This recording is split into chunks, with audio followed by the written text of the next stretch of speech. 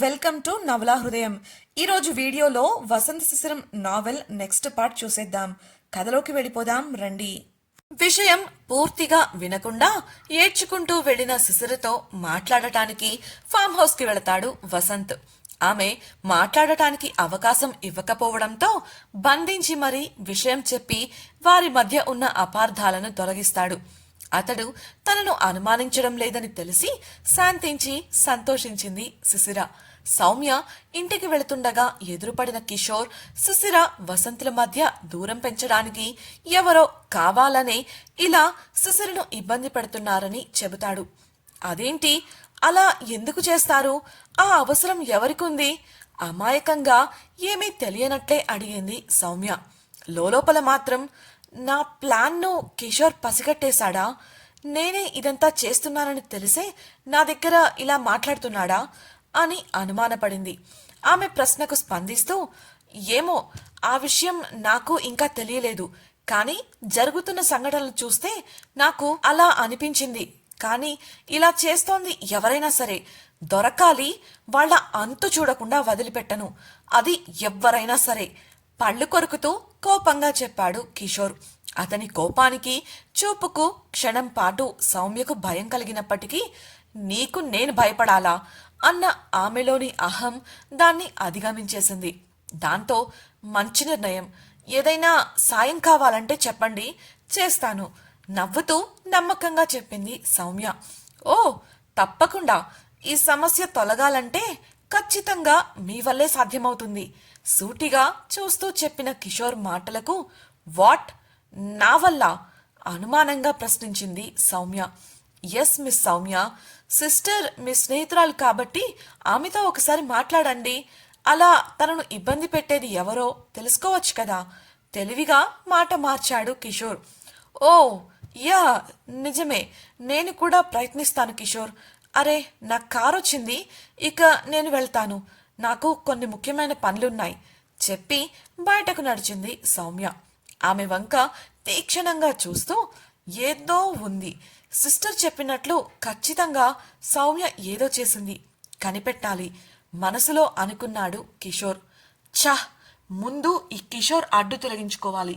వీడి మాటలు చూస్తే నా మీద అనుమానం వచ్చినట్లుంది. త్వరగా వీడి అడ్డు తప్పించుకోవాలి, లేదంటే సీతారాములకు హనుమంతుడిలా తయారయ్యేలా ఉన్నాడు కసిగా అనుకుంటూ కారెక్కింది సౌమ్య. Farm house. శిశిరతో బిజినెస్ ప్లాన్ కు సంబంధించి భవిష్యత్తులో ఏ విధంగా పనిచేయాలి అన్న దాని గురించి చర్చించడం పూర్తి చేశాడు వసంత్. శిశిర తన పొరపాటును గ్రహించి, సారీ వాసు గారు, ఆవేశపడి నేనే మీరు చెప్పేది వినకుండా వచ్చేశాను. ఇంకెప్పుడు ఇలా చెయ్యను నిజాయితీగా చెప్పింది. రాత్రి కదా నన్ను అర్థం చేసుకోవడానికి ప్రయత్నించమని చెప్పాను, అంతలోనే ఆవేశపడి అపార్థం చేసుకున్నావు. ఇలా అయితే ఎలానే నీతో భవిష్యత్తులో వేగేది అడిగాడు వసంత్. అంటే ఇది కంపెనీ మ్యాటర్ కదా, అందులోనూ ఆ కవర్ దొరికాక ఇంకా భయమేసింది నాకు సంశయంగా చెప్పింది శిశిర. ఆమె వంక చిరుదరహాసంతో చూస్తూ ఆమెను దగ్గరకు తీసుకున్నాడు వసంత్. నాకు సారీ వద్దు, ఇది కావాలి అంటూ బుగ్గ చూపించాడు. శిశిర బిడియంగా చూస్తూ పెదవులు బిగించింది. ఏంటి ఇవ్వవా సూటిగా చూస్తూ అడిగిన వసంత్కు ఇక్కడా లేదు లేదు తల అడ్డంగా ఊపుతూ కంగారుగా చెప్పింది శిశిర. ఏ ఇక్కడైతే ఏంటటా, పోనీ పైన మనగదికి వెళదామా? అక్కడైతే నేను కూడా నాకు నచ్చినవన్నీ చెయ్యొచ్చు శిశిరను మరింత దగ్గరగా హత్తుకుని చిలిపిగా చూస్తూ చెప్పడంతో ఉలిక్కిపడి చూసింది శిశిర.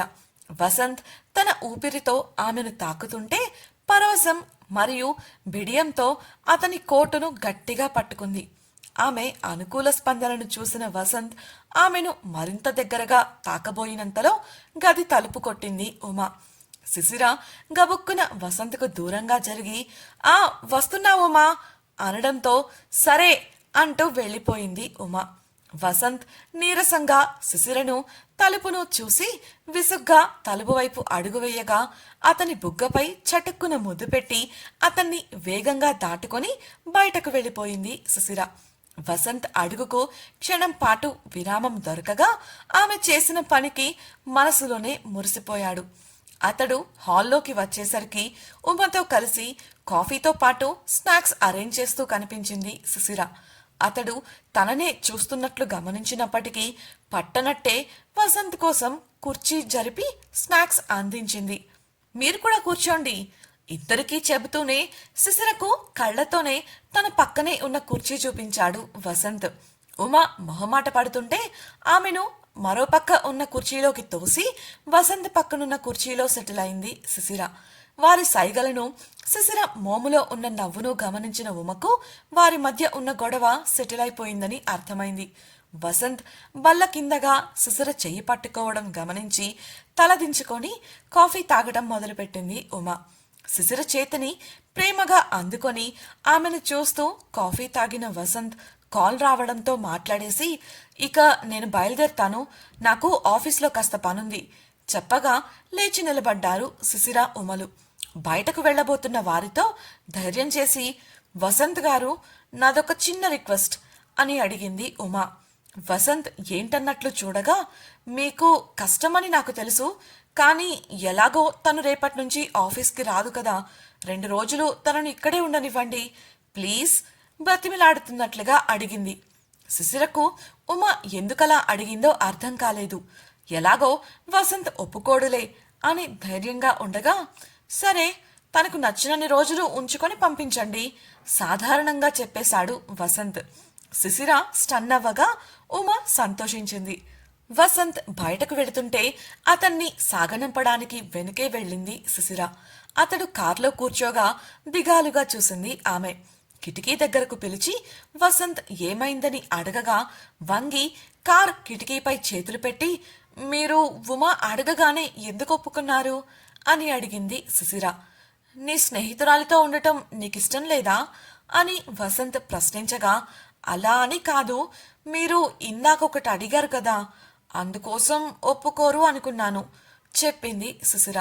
విషయం అర్థమైన వసంత్ చిలిపిగా చూస్తూ, బుద్ధిగా ఈ వీకెండ్ మీ ఫ్రెండ్తో ఉండి ఎంజాయ్ చేసిరా, మరో విషయం, ఇంటికొచ్చాక మళ్ళీ చీర కట్టుకోకు, తర్వాత నువ్వే బాధపడాలి అన్నాడు వార్నింగ్ ఇచ్చినట్లు.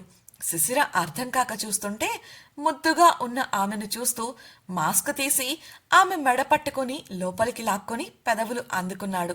సుశీర ఉలిక్కి పడుతూనే బ్యాలెన్స్ కోసం అతడి భుజాల చుట్టూ చేతులు వేయగా నిమిషం పాటు గాఢంగా ముద్దాడి ఆమెను వదిలాడు వసంత్. సుశీర సిగ్గుతో నేలచూపులు చూస్తుంటే ఆమె చెయ్యి పట్టుకున్నాడు. సుశీర, ఇలా మిస్ అవుతున్నప్పుడు ఎందుకు నన్ను ఇక్కడే ఉండమన్నారు అని మొహమాటంగా అడిగింది. తన వల్ల అతడు ఇంకా ఇలా ఇబ్బంది పడటం ఇష్టం లేదు ఆమెకు. నేను పడ్డ కష్టం నీకు కూడా తెలియాలి కదా, హనీమూన్ ట్రిప్ ప్లాన్ చేస్తాను, అప్పటి వరకు నా కష్టాన్ని నువ్వు కూడా రుచి చూడు టీజింగ్గా చెప్పి కారును ముందుకు దూకించాడు వసంత్. అతడి వంక చిరుకోపంగా చూసింది సుశీర. అద్దంలో కోపంతో ముద్దుగా కనిపిస్తున్న ఆమెను చూసి, తింగర్దానా, అన్నీ మర్చిపోతావు, నీ ఆరోగ్యం గురించి కూడా నీకు పట్టకపోతే ఎలా, రాత్రి నీ మెడికల్ ఫైల్ నా కంట పడింది కాబట్టి సరిపోయింది, టైంకి డాక్టర్ మనల్ని కొన్నాళ్ళు దూరంగా ఉండమని చెప్పిన విషయం గుర్తొచ్చింది, లేదంటే రాత్రి ఏం జరిగేదో ఏంటో, అలా ఏదైనా అయ్యుంటే ఈ పాటికి హాస్పిటల్ బెడ్ ఎక్కేదానివి మనసులోనే చిరుకోపంగా తిట్టుకున్నాడు. రాత్రి సౌమ్య అతనితో మాట్లాడి వెళ్ళాక సుశీర మెడికల్ ఫైల్ కనిపించింది వసంత్కి. సుశీర కటియముకకు ఉన్న ఫ్రాక్చర్ తగ్గాలంటే కొన్నాళ్లు వాళ్లు దూరంగా ఉండటం మంచిది అని డాక్టర్ నళిని చెప్పిన మాటలు గుర్తొచ్చి సుశీర దగ్గరకు వెళ్లలేదు అతడు. ప్రస్తుతం కూడా ఆమె ఉమతో ఉంటే తాను పొరపాటున కూడా ఆమెను ఇబ్బంది పెట్టకుండా ఉంటాను అన్న ఉద్దేశంతోనే ఉమ అడగగానే ఒప్పుకున్నాడు. ఆ విషయం ఇప్పుడు ఆమెతో చెప్పడం అనవసరం అనుకున్నాడు వసంత్. కాని ఈ చెప్పకపోవడం కూడా తమ మధ్య రాబోయే అపార్థాలకు కారణమవుతుందని ఊహించలేదు. మరోవైపు ఒక బస్తీలోని రద్దీగా ఉన్న వీధిలో ముసుగు వేసుకుని చలువ కళ్లద్దాలు పెట్టుకుని నిలబడింది సౌమ్య. ఆమె హై క్లాస్ దుస్తులను ఆమెను వింతగా చూసి ఆమెకు దూరంగా జరిగిపోతున్నారు జనాలు. కొంతసేపటికి ఒక హుడీ ధరించిన వ్యక్తి అక్కడికి రాగా అతడి చేతికి ఒక కవర్ ఇచ్చింది సౌమ్య. హుడీ అతడి ముఖాన్ని పూర్తిగా కవర్ చేయడం వల్ల ఏమీ కనిపించడం లేదు. అతడు ఎవరన్నది చూడాలని సౌమ్యకు కూడా ఆసక్తి కలిగింది. తాను ఏం చేసినా చెల్లుతుంది అన్న పొగరుతో అతడి హుడీని చేత్తో తొలగించి చూడాలని ప్రయత్నించింది. ఆమె ప్రయత్నం మరుక్షణమే విఫలమై ఆమె చేతికి సన్నగా కోసుకున్న గాయమైంది. ఆ వ్యక్తి చేతిలో ఉన్న కీచైన్ను గాలిలో తిప్పుతూ, ఈ పాఠం బాగా గుర్తుపెట్టుకో మిస్, మరోసారి ఇలా ప్రయత్నిస్తే చర్మం కాదు నీ నరం తెగుతుంది, కోపంగా చెప్పేసి దాటుకుని వెళ్ళాడు. నేను చెప్పిన పని. నొప్పికి ఇబ్బంది పడుతూనే గాయం నుండి రక్తం కారకుండా మరో చేత్తో పట్టుకుని అడిగింది సౌమ్య. చేతిలో ఉన్న కవర్ను గాలిలో ఎగరేసి పట్టుకుంటూ, డబ్బులిచ్చావుగా, పనైపోతుంది, కానీ ఇంకెప్పుడు నన్ను కలవాలని ప్రయత్నించకు, నీలాంటి వాళ్లంటే నాకు అసహ్యం, సూటిగా చెప్పి వెళ్ళిపోయాడు అతడు. అతడి చేతిలోని కీ చైన్ అదే. అటెండర్ కవరిచ్చిన వ్యక్తి దగ్గర చూశాను అని చెప్పింది. వెళ్తున్న అతడి వంక ద్వేషంగా చూస్తూ నిలబడింది సౌమ్య. డీజీపీ ఆఫీస్ ముందు టీ తాగుతూ నిలబడ్డాడు అరవింద్. ఒక కానిస్టేబుల్ వచ్చి, సార్ రమ్మంటున్నారు సార్ అని చెప్పగా లోపలికి వెళ్ళాడు అతడు. డీజీపీ క్యాబిన్లో అతనితో పాటు మరో 2 ఆఫీసర్లు కూడా ఉన్నారు. వారి ముఖాలు గంభీరంగా ఉండగా డీజీపీ ముందున్న ఫైల్పై అరవింద్ దృష్టి పడింది. ముందుగా వారికి సెల్యూట్ చేసిన అరవింద్ను కూర్చోమంటూ కుర్చీ చూపించాడు డీజీపీ. రమ్మన్నారట అని అరవింద్ మర్యాదగా అడగగా దీర్ఘంగా నిట్టూర్చి తన ముందున్న ఫైల్ తీసి అరవింద్ చేతికి ఇచ్చాడు డీజీపీ. ఇప్పటికే ఈ కేసు మీద పనిచేస్తున్న 2 ఆఫీసర్లు ట్రాన్స్ఫర్ అయ్యారు. ఒకరు చేజింగ్లో తీవ్రంగా గాయపడి హాస్పిటల్లో కోమాలో ఉన్నారు. త్వరలో కేసు క్లోజ్ చేయాలని పైనుంచి ఆర్డర్స్. ఇక ఈ బాధ్యత నీదే అరవింద్ అని డీజీపీ చెప్పగా అంతలా ఆ కేసులో ఏముంది అన్నట్లు ఫైల్ను తెరిచాడు అరవింద్. అంతే, అందులో ఉన్న ఫోటోలు చూసి వెంటనే ఫైల్ను క్లోజ్ చేసేశాడు. అది చూసి డీలా పడ్డారు అధికారులు. ఇంతకీ అంతలా ఆ ఫైల్లో ఏముంది? అసలు ఆ కేసు దేని గురించి? అరవింద్ ఈ కేసు టేకప్ చేస్తాడా? సౌమ్య గురించిన నిజాలను కిషోర్ బయటపెడతాడా? కిషోర్ అడ్డు తప్పించుకోవడానికి సౌమ్య ఏం చేయబోతోంది? సౌమ్య బస్తీలో కలిసిన వ్యక్తి ఎవరు తెలుసుకోవాలనుకుంటున్నారా? అయితే ఛానల్ను సబ్స్క్రైబ్ చేసి వసంత శిశిరం నెక్స్ట్ పార్ట్ వినేయండి. అలాగే మీకు ఈ వీడియో నచ్చినట్లయితే లైక్ చేసి మీ స్నేహితులకు షేర్ చేయండి. మీ అభిప్రాయాలను మాతో పంచుకోవడం కోసం కామెంట్ సెక్షన్లో తెలియజేయగలరు. ఇట్లో మీ నవలా హృదయం team. Thank you for listening.